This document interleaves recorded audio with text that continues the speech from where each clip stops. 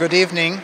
Thank you, first of all, to Carol and to Igor for inviting me here. And thank you to Simona for all the support and all the girls there that have been having an excellent work in translating all these presentations. I know you are all tired due to the lateness of the time, the hours, but I will try to be quick. Okay. Who are we? Exopolitics Portugal has the support of the University Fernando Pessoa here, and CTEC. CTEC is a department of the university called Center for Transdisciplinary Studies of Consciousness, and has been dealing with the UFO phenomenon and tried to make the most professional work in researching the phenomenon. It has astrophysicists, historians, physicists, images analysis experts, etc. And as I said last night, in CTEC there's also a sub-department called Abdupor, where they study abductions in Portugal. Okay. So let's start. Who are we? We are a group of 9 people across Portugal. We are part of the Exopolitics Institute and Paradigm Research Group initiative groups, and we try to promote and help others promote initiatives that may clarify the ET issue and the UFO issue as well.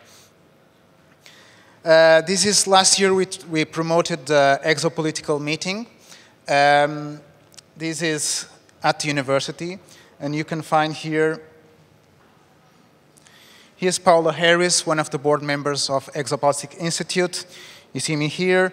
You see here Fredrik Uldal from Exopolitics Denmark, Pepon Javier and Adria Garcia from Exopolitics Spain, David Griffin and Natasha Asimovic from Exopolitics UK, Renato Longato, who's a Peruvian researcher, Holly Payula from Finland, Exopolitics Finland, and this is Fernanda from Exopolitics Portugal, and Robert Fleischer.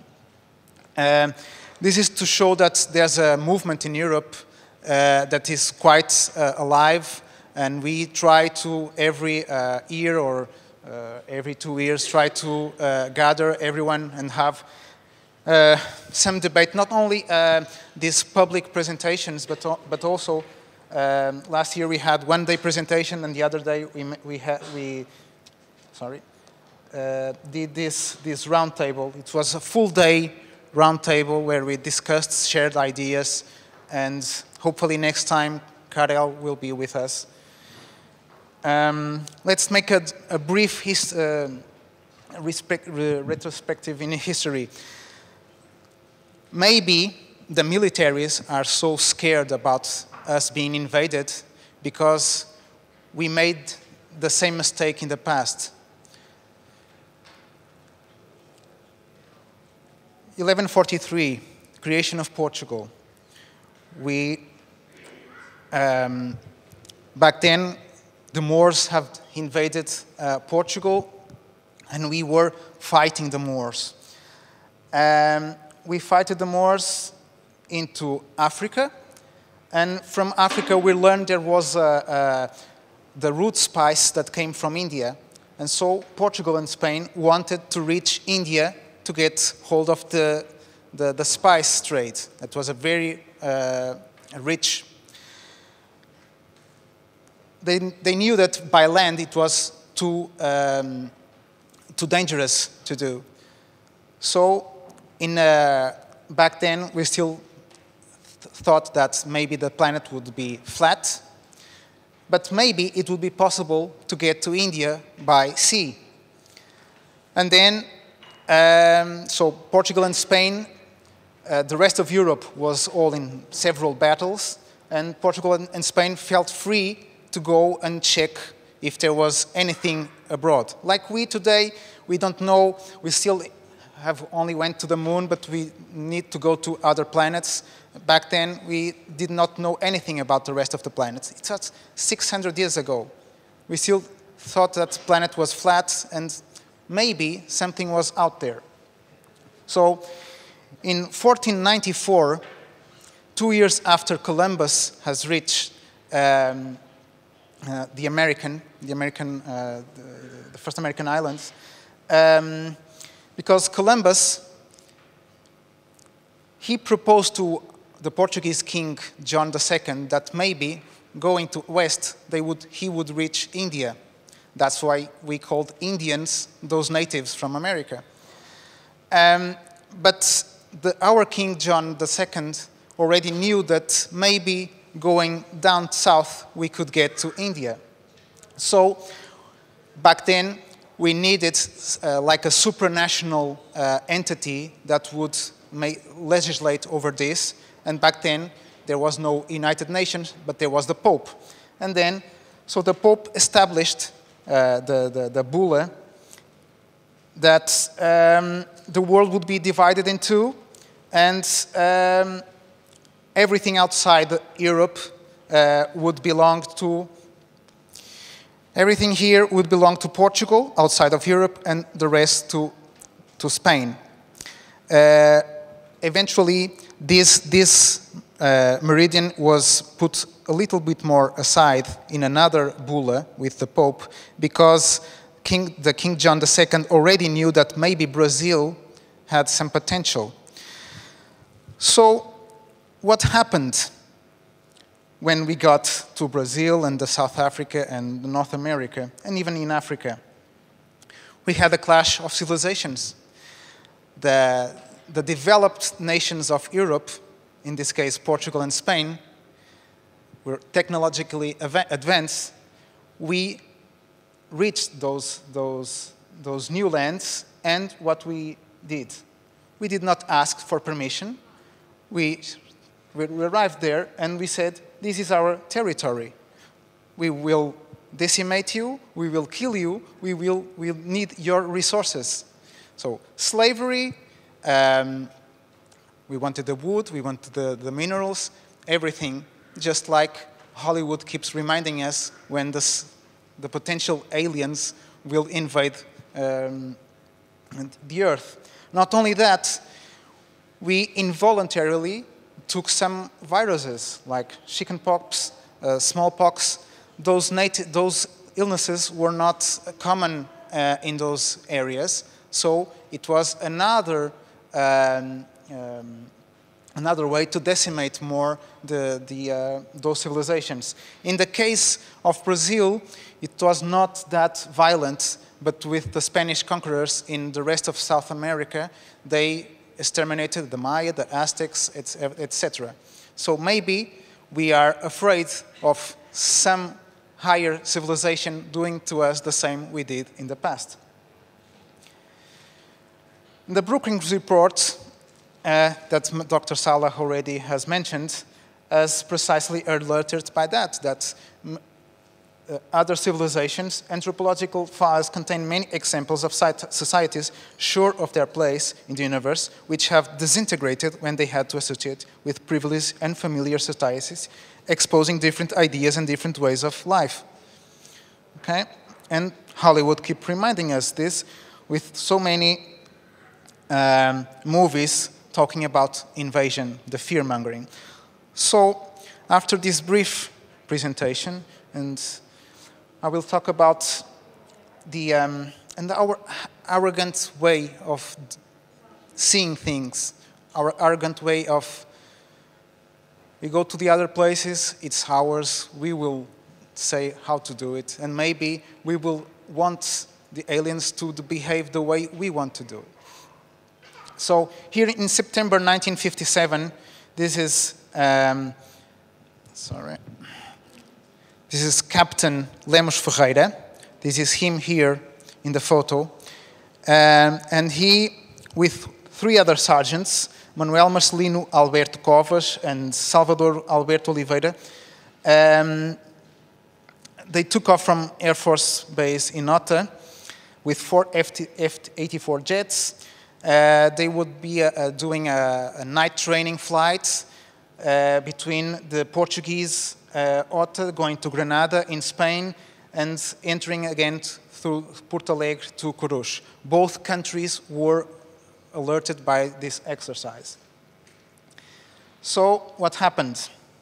Everything went okay until, they left here from Ota, they went here. When they reached here in Granada, everything was okay. At 20,000 feet, there was a full moon, great visibility, and the captain, Lemos Ferreira, suddenly spotted a small ball, a small strange ball, yellow ball, that he didn't know what it was. And the other pilots also saw the light of ball, and they immediately exchanged ideas what that might be. They did not reach any conclusion, but the ball stood there. It was not maybe Venus. Sometimes pilots could make some confusion with other planets, some stars, but no, it was not Venus. And a few minutes later, the ball became bigger, and instead of from the yellowish became reddish. And a few minutes later, it became again smaller, again with yellow lights. And these enlargements and contractions went on for several times, repeated. And the pilots, they were amazed. They didn't know what they were seeing, and they could not estimate exactly what distance was that strange ball from the airplanes. And from near the city of Cáceres, the ball became like a bent finger, like when the iron is very hot, a bent finger like that. This is from the report, the official report made by the captain. You see, it's it's like a bent finger with jagged edges. So later on, a few minutes later, 4 balls came out of that jagged object. And you see here, captain was, sorry, this is not working that well.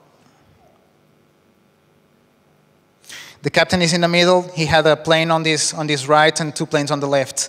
And those spheres came out and started surrounding the other object.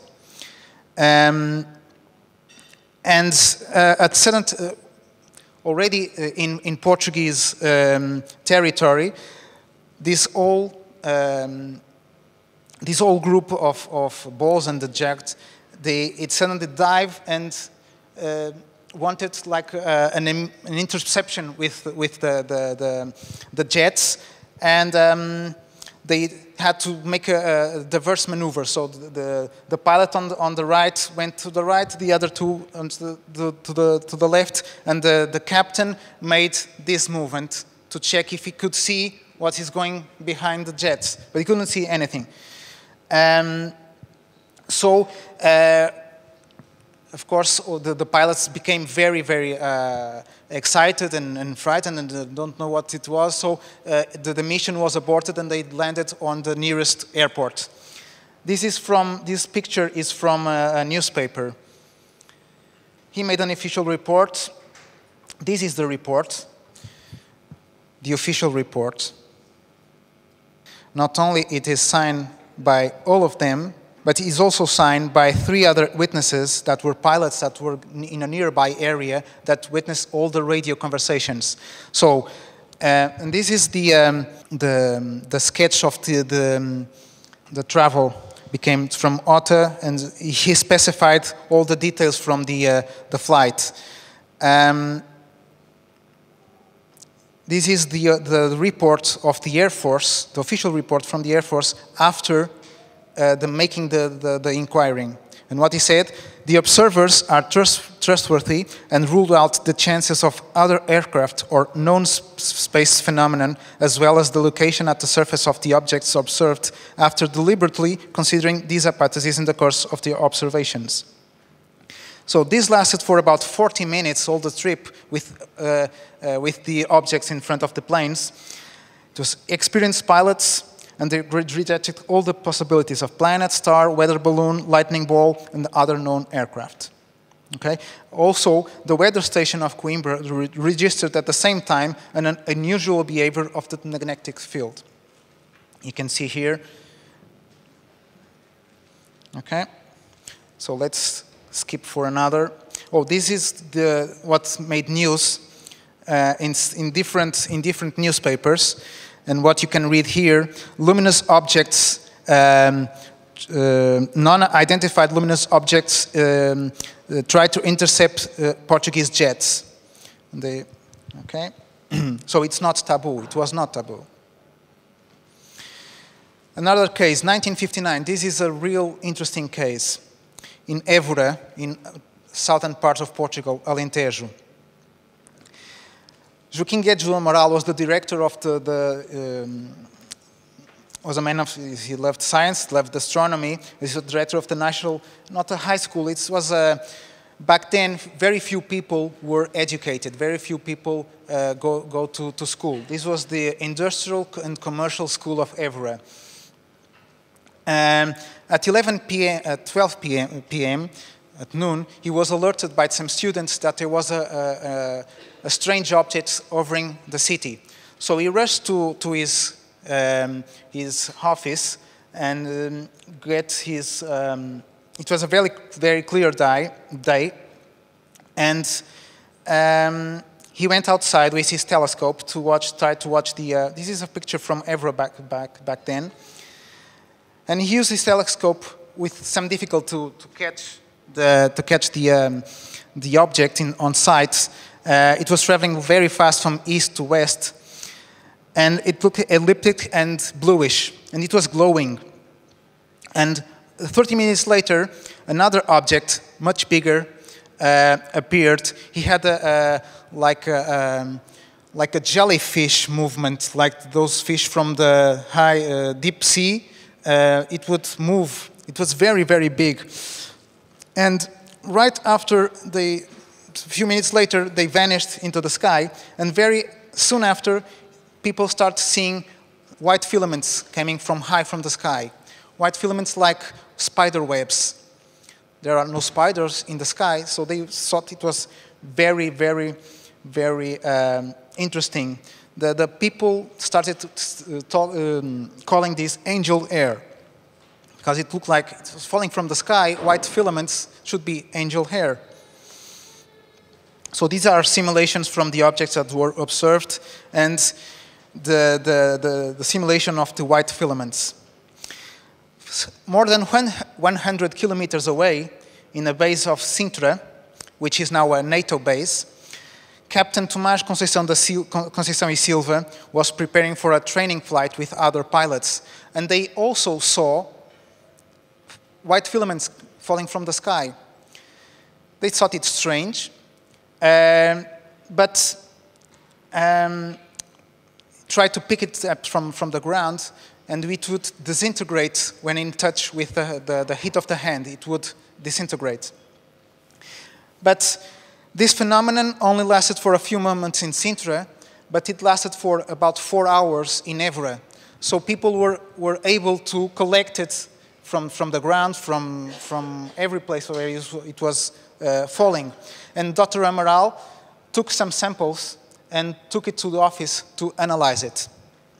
And what he saw, for his big surprise, was this is a sketch from the filaments that was made. Okay. He saw a bug, a small being. Coincidentally, Dr. Amaral was a close friend of Captain Tomás Conceição e Silva, who was a high-rank admiral in the Navy. He was a teacher at the Navy school and a member of the French Astronomy Society. So he took his sample with the bug to his house to ask for an opinion. But they did not reach they performed several exams. The admiral had I don't know the term in English, a spectroscope to see they found the sodium marks but not much more.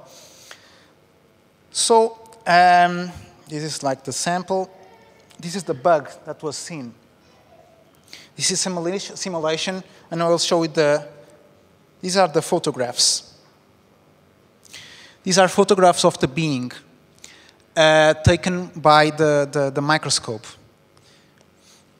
Central body, 0.3 millimeters. Tentacles, that Emerald thought it that way, 0.2 millimeters. Tentacles, 2 millimeters wide. Overall dimension, 4.3 millimeters. Initial colors like the nucleus, egg color, and the tentacles, vivid red. And with the passing time, it would turn brown. And I have here the specifications of how the photo was taken. This is very technical, so there's no need to neither do I know how to, what is this all about. This is about a report that was made with Dr. Amaral. Who saw the bug? All teachers and students and the rector and vice-rector of the school saw the bug. Also, Admiral Eugênio Conceição e Silva and his son, Captain Tomás Conceição e Silva, but in Sintra. But at night, he saw at his father's house the bug.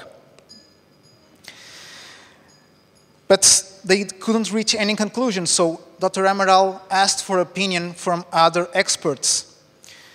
What happened is we have the reports, the official reports from these specialists, but we cannot name them. Okay? The name of them cannot be mentioned. The only animals that seem similar to this being are the type of coelentrates. I confess, however, I do not know nothing in biology that may allow me to classify it. This is a PhD biologist. I can only say that it is a being. I can't say anything about its nature, as I do not know anything like it in biology, another biologist.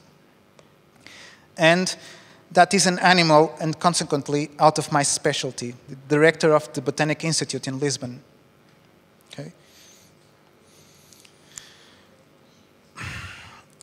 So, getting desperate to get some answers because no one knew what it was, but no one wanted to come to public assuming what this might be. So he sent the sample to the Faculty of Sciences in Lisbon. But what happened is that in 1978, a strange fire happened in the lab and the samples were lost. Samples, reports, everything. So we have this, still have the reports from Dr. Amaral, but the other reports, some were gone. Now, in 1978, General Lemos Ferreira became Chief of Staff of the Air Force. And CITEC, from the University of Fernando Pessoa, asked the general to make an inquiry about the happenings in Évora. And General Lemos Ferreira, had a subordinate, Tomás Conceição e Silva, that was then a general also, and he asked him for a report on this case. And General Tomás Conceição e Silva wrote a report. From my memories about the visits of Dr. Amaral to my father's house, his interest in astronomy and his seriousness as a person, I am led to conclude that the document in question is worthy of all credit. This is talking about the report from Dr. Amaral. Okay? And after this report from General Conceição e Silva, General Lemos Ferreira made an official report also about the happening of an unusual phenomenon which took place in the city of Évora, November 2, 1959. It's declared to the fact seen as convenient that the Air Force has no knowledge of any facts that may lead to question the veracity of the reported events or the suitability of the report's author and CIAFI. CIAFI was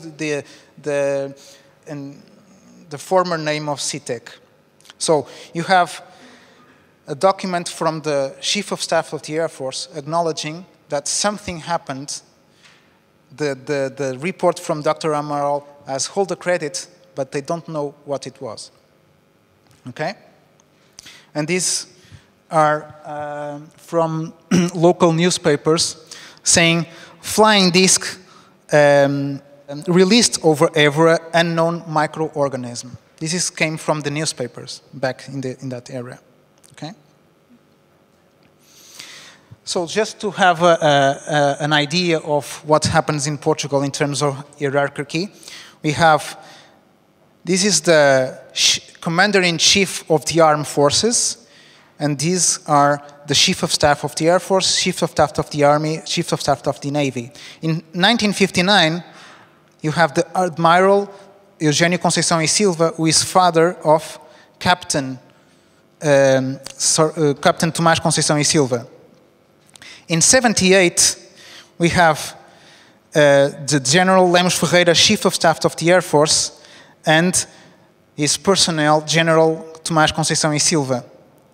After 78, Lemos Ferreira became Commander-in-Chief of the Armed Forces, and Tomás Conceição e Silva became Chief of Staff of the Air Force. And after 78, Tomás Conceição e Silva became Commander-in-Chief of the Armed Forces. So these two men went up in the hierarchy, up to the latest, to the final level of hierarchy, and they both had Lemos Ferreira with the sighting, 40-minute sighting, when he went to that night training flight, and Conceição e Silva, because he witnessed in Sintra the falling of the angel hair. Okay? Now, June 17, 1977, in a base, central Portugal, Tancos Air Base number 3, you have the young pilot José Francisco Rodrigues at 11 a.m. left for a training flight in a Dornier 27. This is the picture of the Castelo de Bode Dam. That's low quality. And when he left for a training, at a certain point he encountered very bad weather. And because of that, he had to change his path. And at noon, when flying over Castelo de Bode Dam, he witnessed, he saw something, what he thought it maybe could be the nose of a big airplane. So to check what it was, he tried to contact the tower to check for any traffic. Back then, the radar had nothing on radar, the air controller had nothing on radar. And as soon as he's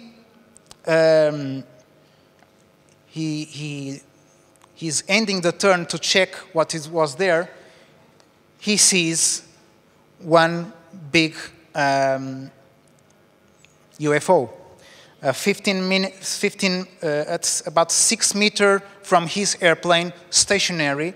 There was a big 12 to 15 meters wide UFO. He saw it for 5-6 seconds, and it then accelerated very, very quickly and disappeared. This is what he saw. Okay, it resembles something that I've already seen here from one of the researchers. I think Simon has something. So as soon as the UFO gets out of sight, his airplane, started to go. He lost total power of the airplane, and the airplane goes in a nosedive to the ground.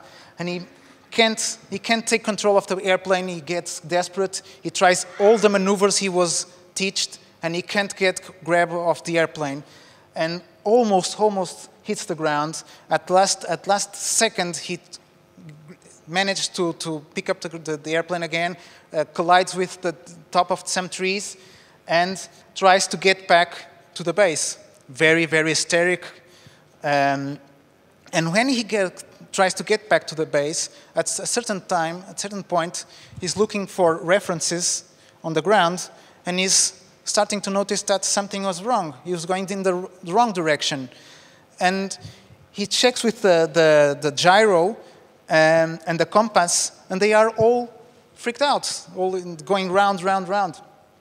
So he realizes he's going in the opposite direction that he wanted to go. So he takes a turn and gets back to the airbase. When he spotted the UFO, he made a shout, and this was recorded on the controllers, the sergeant that was controlling the flight. He made a report after arriving. This is his report. This is the drawing that he made. It was sent for the Chief of Staff of the Air Force, of course, describing all the details. This came from in the newspaper.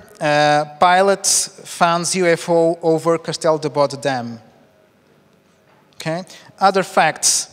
At the same time, he went on the nosedive. The dam registered a sudden drop of energy that was registered in the power company. And after landing, the plane was closed, and after a week, they performed a radioactive analysis on a sample of 4 planes, mixed planes, and only found traces of a radioactive in Francisco's airplane. And during those years of 77, 78, other pilots reported seeing strange lights over that area. So now he go back to advance some years. 1982, pilot Júlio Guerra, Lieutenant Júlio Guerra. He was going to a training flight also with a Chipmunk, a very simple airplane. No radar, no big equipment, just to flight. He was going for a training flight, and at 6,000, going up to almost to 6,000 feet, he spots a bright light near the ground, very near the ground. And he thought it was another airplane, the cockpit of an airplane. And he checked with the tower, but because it was a restricted area, so there was no airplanes there. And when he turns around to check, to have a clear look at what is going downstairs, that object came right in front of his plane. Sudden, from near the ground up to 100, 500 meters up in 10 seconds. So what he then sees that it's not an airplane, it doesn't have wings, it doesn't have an engine. It's like a mercury bubble, reddish on the bottom, with flashing lights on the equator. And the ball suddenly starts going round with his airplane, and he tries to keep touch with the ball. But the ball goes so wide and so quick that he has to make very, very tight turns, the tightest turns possible to keep growing. So he witnessed that to keep the ball in sight, at 170 kilometers an hour, he would take 30 seconds to make a turn of 450 meters of diameter and 1.5 kilometers of perimeter. The ball would do this at the same time, would do a turn describing a diameter of 7 kilometers and a perimeter of 21 kilometers. That would turn into more or less 2,500 kilometers an hour. So he contacted the tower, saying what he was seeing, and of course the tower did not have nothing on radar, and the other pilots that were in nearby areas started joking at him. Ah, you're seeing things, you're drunk, you're seeing it's a football, ha ha ha. And so he gets very upset and said, you don't believe me? Come and check. At first the other planes, the other colleagues didn't care, but after Júlio Guerra, he insisted that something was there, and two other pilots, Carlos Garcês and Antonio Gomes, went to check. So at a distance, they saw Julio's airplane going round, and the small ball near, below his plane. And they got immediately in touch with the tower, saying that it was real, what was happening, and they got closest to his airplane and started going round with Julio and the ball. And the ball suddenly comes from inside the circle and passes through the two airplanes, so they could check the real dimension of the ball. It would have about 2.5, 3 meters wide. And then the ball went a little bit up, and Julio Guerra was a bit tired and was getting out of gasoline, said, this has to end. So he tried to intercept the ball. The other pilots said, don't do that, you're crazy. But he maintained and he tried to calculate an interception and tried to collide with the ball. The ball didn't decelerate, but came close to his airplane, made an aerodynamic brake, went over the plane, and went to gain speed and went away. So the pilots then returned to the base and made a report. The report was then sent to the Chief of Staff of the Air Force, and then the General Lemos Ferreira, who was then Commander-in-Chief of the Armed Forces, asked for for a private meeting with 40 scientists to discuss this happening. These 40 scientists, among astrophysicists, physicists, mathematicians, engineers, biologists, psychiatrists, psychologists. And they all, this is a drawing from Julio Guerra. Here would be the flashing lights, here would be reddish and silvery. This is all from the inquiry. This is made by the researchers. This is a military map. So they went round, round, round. This is the interception, and the ball went this way. Julio Guerra, this is also from the inquiry with the three pilots. This was made for them to have a clear, if they could identify the clear dimensions. So we have here, the first one is from Julio Guerra, and he clearly says that it would be about 2 meters, 2.5 meters. Carlos Garcês has the same identification, but Antonio Gomes, who was flying the other airplane, thought that the ball was a little bit smaller. Sorry about this. So Julio Guerra had that ball for 25 minutes in his front. The other pilots had for about 5 minutes. Okay, let me see. Alfena, near Porto, 1990. A group of children that was going to school spotted a big balloon in the sky. And they were not the only ones.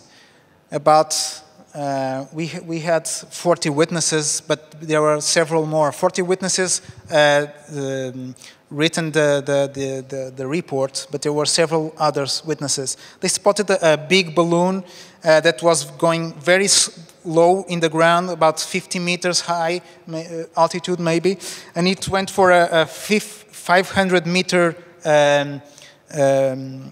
path over a 50-minute period.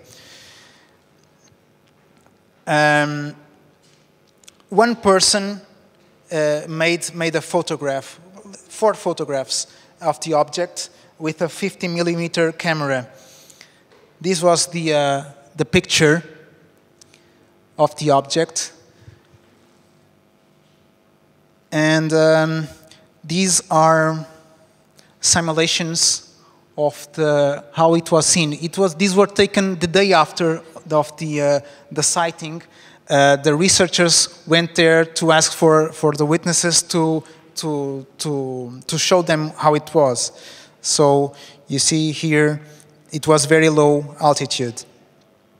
People saw it very well and started almost panicking because at a certain time they thought it would going to land somewhere. These are amplifications of the photograph.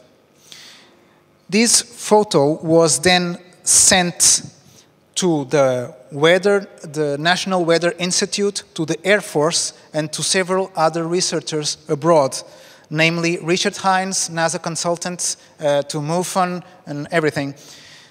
And yeah, some workers started at some point throwing, because they thought it was going to land, started throwing stones, rocks at it, and the object flew away. National Weather Institute made a report stating that the object shown in the photograph that was sent to us does not match any meteorological equipment of the Institute and under no circumstances should be confused with the radio probes that are released every day by the Lisbon station. Okay? From the Air Force, that also saw the pictures, they made the following report. We did not observe any non-identified objects by our radar stations, so nothing can be confirmed. Moreover, it was not possible to identify the object in the photo with any non-conventional aircraft. Richard Hines made a report also, NASA consultant, and he said, there is no doubt that the small round object on each frame is produced by an actual object at some distance from the camera, at least 40 feet, since this is the approximate hyperfocal distance for a 50mm lens and f8. It is also clear that the object is opaque to light and does not show a translucent to sunlight. There is no heat wave distortion in the air surrounding the object. There is no string, cable, or other thread either above or below the object.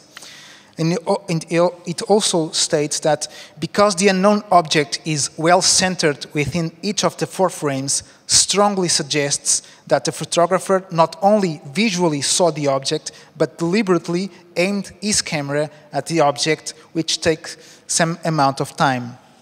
The overall high quality of all 4 exposures indicates the professional capability of the photographer. Similar statements has Jeff Zinio from MUFON and Jacques Velasco from CNE, the French organization. This is the sketch that was made by the witnesses. So the object made this path. The photos were taken here, from here, 1, 2, 3, 4, and these are all witnesses. Here, here, here, here, here, here. This guy, the guard of the football field, was very, very frightened, but because he really thought that the thing was going to land on the football field. So the conclusion was it was a round object with 5 legs. It was not a weather balloon because the National Weather Institute confirmed it. It had a probable rotation about the axis because some people said it was going rounding. And it emitted a sound that the researchers considered about 150 to 200 hertz. So that was the question. If UFOs are real, then why don't they land on the White House lawn, or why don't they show up over a big city? In 1952, they showed above Washington, but what about 1917, October 13, the famous miracle of the sun in Fatima? These are pictures from that precise day. there's a gap between 50 to 70,000 people that witnessed the miracle of the sun. There were reporters, there was lawyers, there were science scholars. And this is from a guy, a lawyer, well respected in Portugal. And what he stated was, it was a strange sun, flat with a well-defined boundary that looked like a huge silver disc. It started becoming sharply on itself, its edges have become scarlet, and it slid like a whirlwind, spreading flames of fire, gushing cascades of green lights, red, blue, and violet in various shades, which were reflected in the soil, trees, bushes, and the clothes in the very faces of the people. But it was not the sun. If it was the sun, then all the planet would have seen the same dance. Not only that, it would have severe implication on the entire solar system. But it was not only witnessed by all these people. Several people in a 20-kilometer wide, in different locations, saw the same thing in different perspectives. Something came from behind the clouds, stationed there for about 10 minutes, and it disappeared. Okay? This is the 13th of May of 1917, and what happened 6 months earlier, in the 13th of May of 1917, was that 3 little shepherds witnessed a small being of light that talked to them without moving her lips, and it had a ball of light near the chest also. That being, a small being, no more than 1 meter high, was later described in the memoirs of one of the shepherds as the Virgin Mary, because the church, much later on in 1931, acknowledged this as the miracle of the sun, the miracle of the Virgin Mary. But the first statements of the shepherds was that it was a small being of light. In a place that was very remote, very rural, and these were uneducated children, didn't know how to read, how to write, very, very religious. And when the being asked them to every 13th day of each month, they would have to come there again and to talk to him, to the being, and that on the 6th visit, the being would have something huge to show them, and that was the miracle of the sun. They did not get the message, because no one got the message, because everyone thought it was the sun, everyone thought it was a miracle, everyone had the same mindset of the ancient civilizations, the gods. See? And in 1922, after the 2 younger children died, Sister Lucia was incarcerated, made a vow of silence, was sent to a monastery in Spain, then came back to Portugal, but she made a vow of silence, and only having a special permission from the Fatima monastery and the Vatican would someone be able to talk to her in very strict conditions.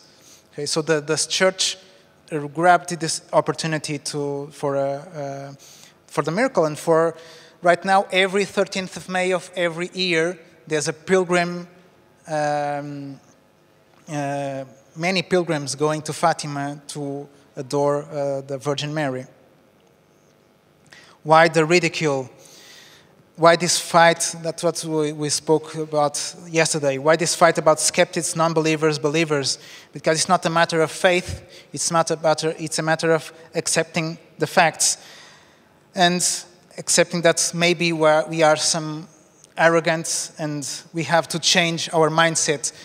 In 600 years ago, we would burn people in the fire, like Giordano Bruno, or almost Galileo was almost burned also because they defied the paradigm, the science paradigm.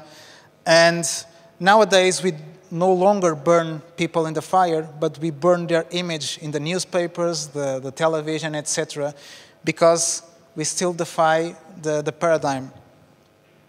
Why the ridicule? And was science always right? We have innumerous quotes from scientists that were wrong. Rail travel at high speed is not possible because passengers unable to breathe would die of asphyxia. This is Dr. Dionysius Laerder, professor of natural philosophy and astronomy. Okay? X-rays will prove to be a hoax, Lord Kelvin, from the president of the Royal Society in late 19th century. And the same Lord Kelvin says heavier than air flying machines are impossible. So we have scientists stating things that prove to be wrong. So maybe scientists that nowadays say UFOs are not possible because they defy our natural laws, maybe they are right also. And that's why we can't be expecting disclosure to happen from the governments. We have just to change our mindset. We still have the same mindset. Several countries have already made available their files, but even though we still don't believe, general society still makes ridicule about this. And so we need to really don't wait for disclosure to happen from governments. We have to educate people to accept the facts and forget about faith. It's not about faith. It's about accepting the facts. We have high-ranking officials everywhere, in France, in England, in United States, stating what they have encountered, what they have witnessed, first-hand witness. And basically, that's it. And I thank you. We need your help in the movement in Europe. It's growing, it's alive, but we need your help as public, as do your own research, as Robert said, and support this movement. Okay? Thank you.